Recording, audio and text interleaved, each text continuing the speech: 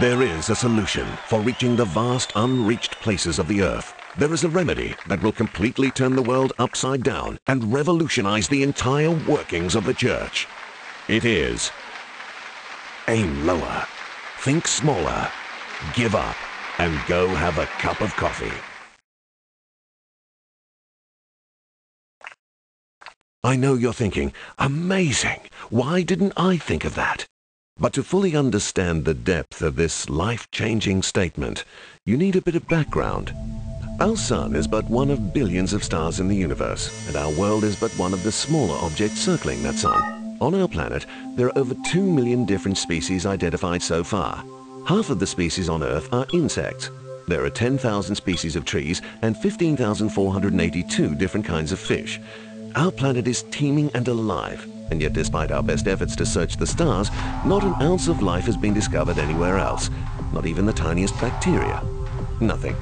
But as a human, the entire message of the Bible, Jesus, salvation, and everything else that we call the gospel was written for you and for every other human being.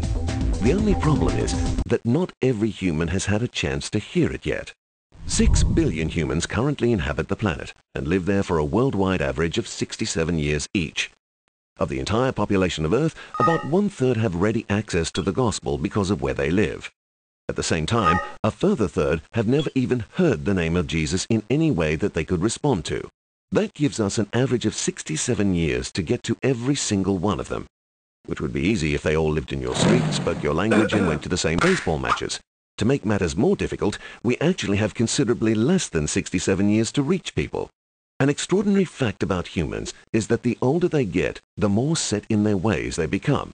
This means that if one believes and follows Jesus as a young human, they will likely do so until they die, and of course, afterwards as well. On the other hand, if a human does not hear about Jesus as a child, they will most likely never follow him. Right now, only 15% of global mission giving goes towards children, even though 60 to 80% of all responses to the gospel are made by children. If you formed every person on the earth into a very, very long line, 1 in every 3 would be a child under the age of 15. We will be more effective as we explore why Jesus said, "The kingdom belongs to such as these." Our first challenge in the Great Commission is to aim at a lower age. We must aim lower. It is said in the Gospels, "The harvest is plentiful, but the workers are few."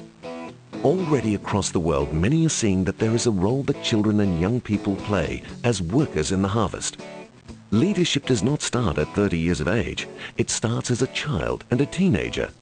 Children may not know everything as an adult does, but by using their knowledge of the gospel and the enthusiasm of youth, they are able to pray, to share, and to serve in their way. As the human population rapidly grows worldwide, there is an increasing number of children and a decreasing proportion of adults. The only way to keep up with the worldwide boom of children is to equip other children to reach them. It is said, "You have hidden these things from the wise and learned and revealed them to little children." Think smaller. When you look at the church throughout the whole world, you'll see some parts that are well-equipped, well-resourced, and relatively wealthy, and yet have little or no growth. Conversely, you'll see other parts that are growing quickly with great energy but have few means and no wealth. Together, as we seek to effectively evangelize, nurture, and equip children, we need to be willing to share resources more freely and give up the pride of building empires and organizations and to put kingdom building at the forefront. Whatever it is that we need to give up for the sake of the kingdom, let's give up.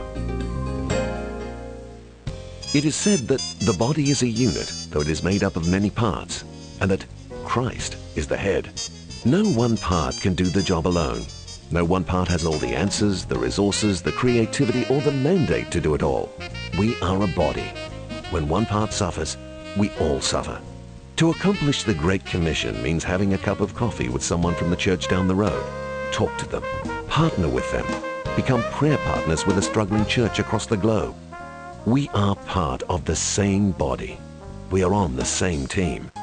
Go, have a cup of coffee. A large part of the Great Commission will be accomplished when we aim lower, think smaller, give up, and go have a cup of coffee.